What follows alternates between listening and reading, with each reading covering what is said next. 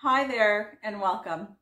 Recently, I was tagged in a video asked to participate in a collaboration where YouTubers share 5 things about themselves that perhaps you as our viewers don't already know about us. So I was tagged by Marlene and Kathy, the Buffalo Check Chicks. Thank you ladies for tagging me. When I was tagged, I wasn't sure I'd be able to participate. Why? Honestly, because I didn't think I could think of 5 things that I could share with you guys that would be interesting enough that I may not have shared already on my channel or in my videos. So it took me a little bit of time to start thinking about what I could share, and I realized there really are things that I haven't shared, because really what I do is I just share my decorating with you guys and some shopping hauls, and I do mention little things like most of you know I have a son that I absolutely adore. I'm married, you know I live in Canada. There's little things that I share, but there are things that I have not. So I did find 5 things that I'm going to share with you, and I hope you find them interesting. 2 things are health issues, and I really thought hard about whether I wanted to share that or not. But you know what, we're all human, and maybe some of you are or have struggled with maybe these issues as well. And I know it just feels good sometimes to know that you're not alone. So I decided to go ahead and share those with you. So let's get started. Alrighty, let's start with number 1 on my list here. Not a health issue. I won't jump into those yet. The first thing is that a few years back, I believe it was between the years of 2012 and 2015, I actually started up, owned a ladies high-end fashion accessories resale store.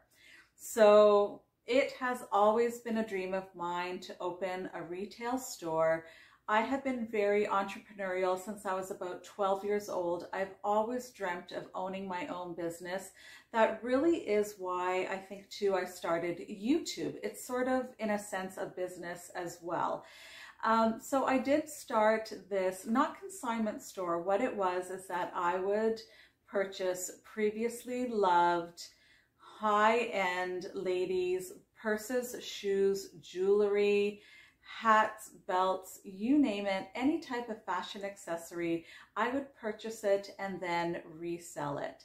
And it really was so much fun to start up the business. I enjoyed every single moment of starting up the business, from having to go to City Hall to purchase the business license to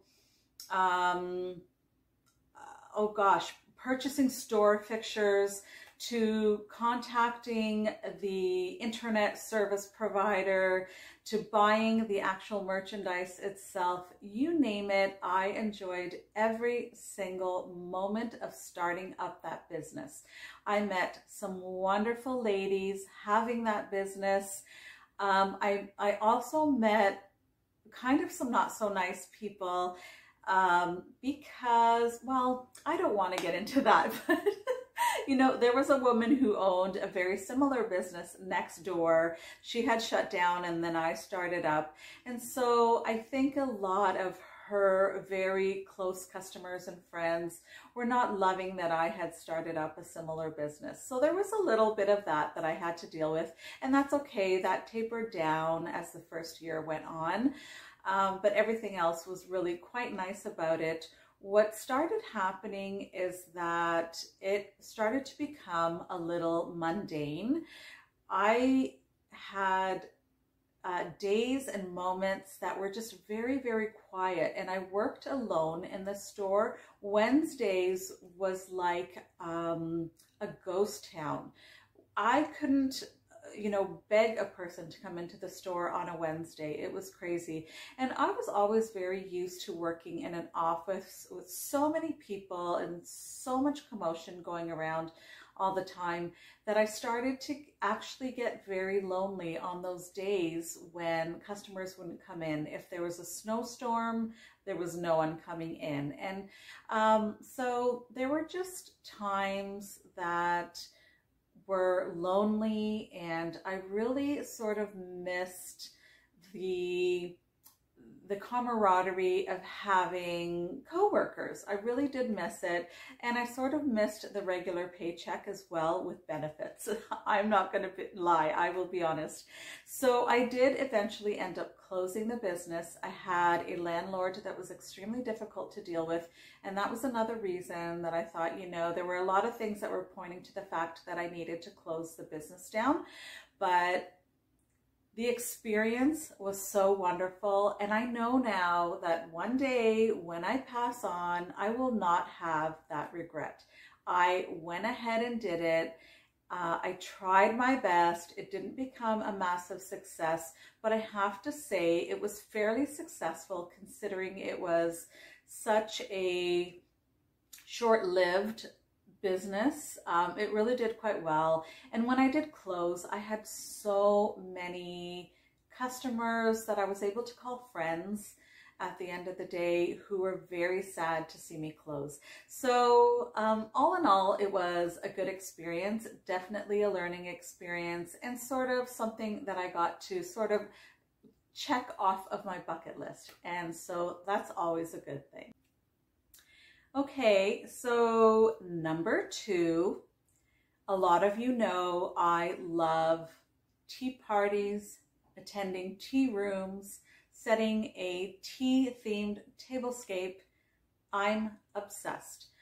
I'm not 100% certain how it happened. I think a group of friends of mine and I went out one day to this lovely little town, and we sort of had a spa day, and we attended what was called a tea room.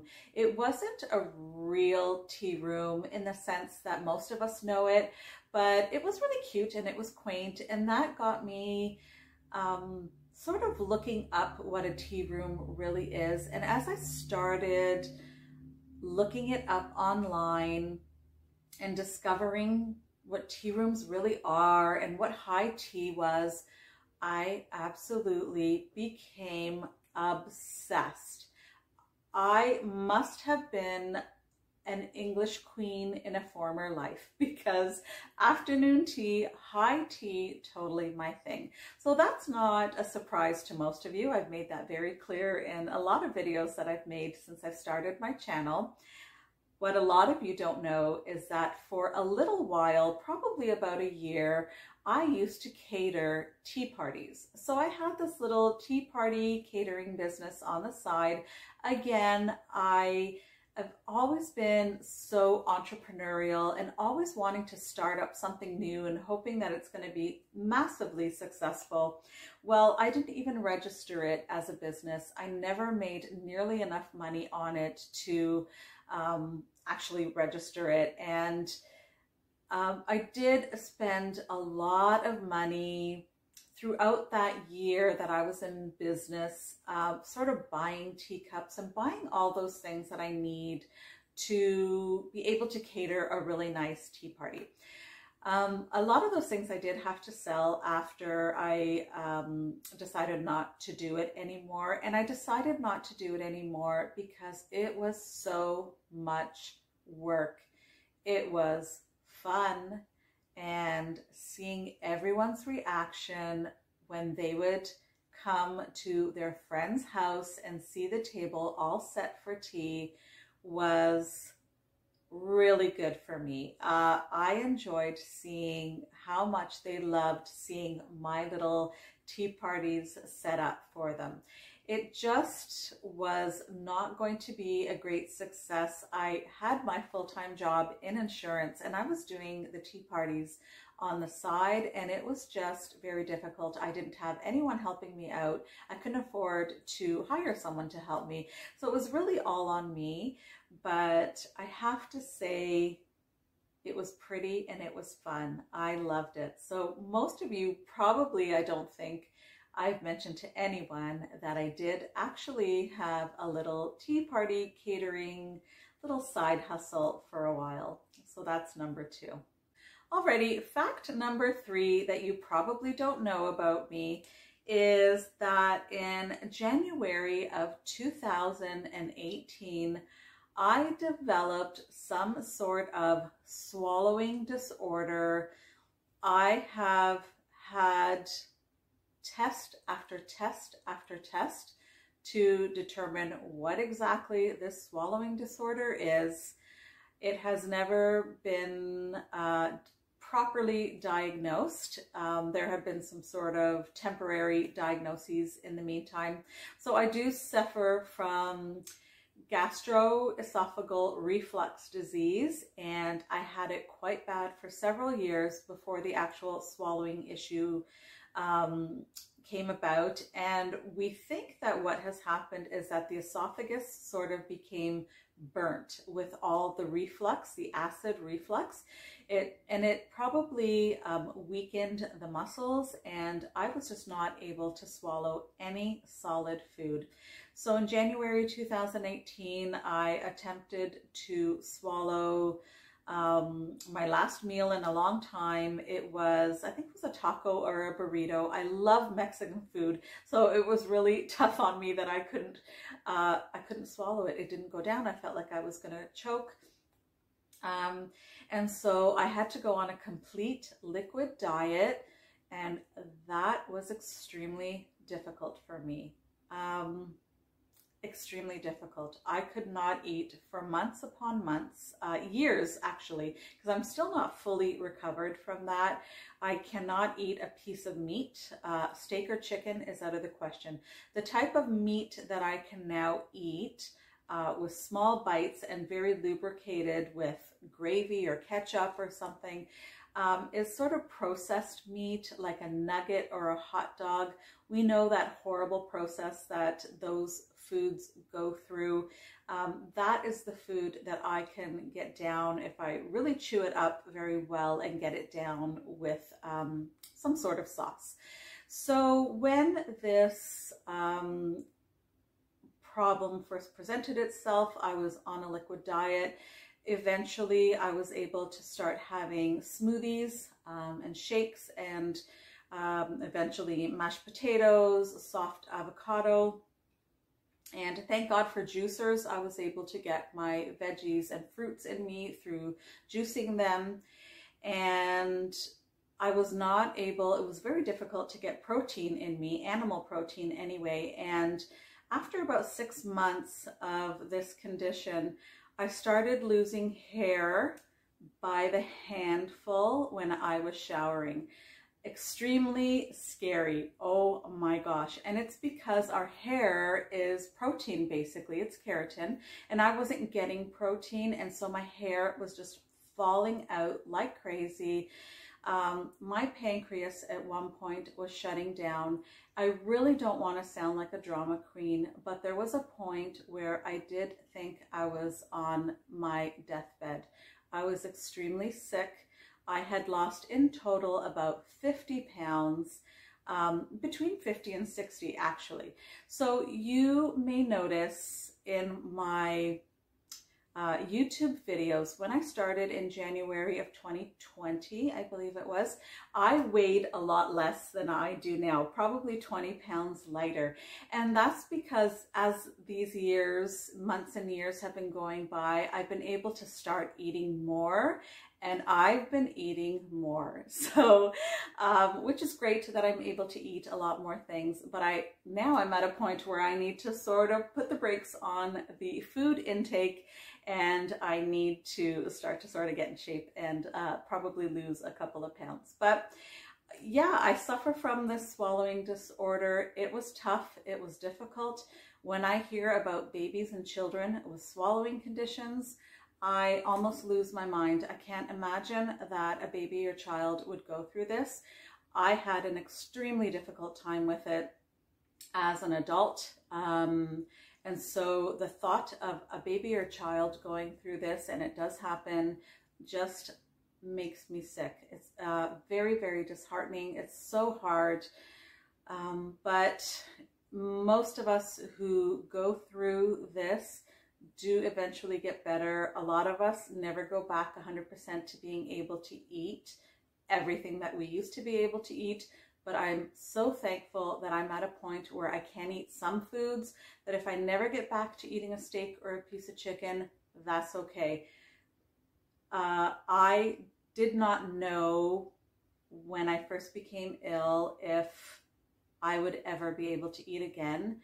And I was terrified. I was absolutely terrified. And so the fact that I'm at the point that I am now, I'm so grateful. And so I'm okay if I can never eat a steak again.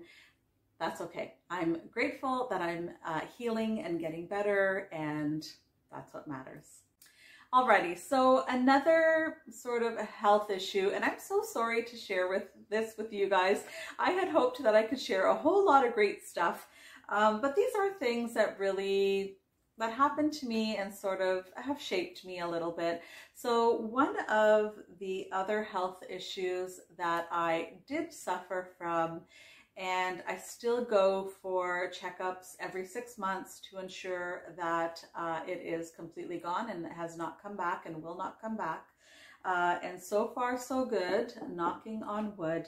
I did suffer from endometrial cancer, and we found out about it in January 2019. So I suffered from my swallowing disorder in January 2018, and in January 2019 I found out I had cancer.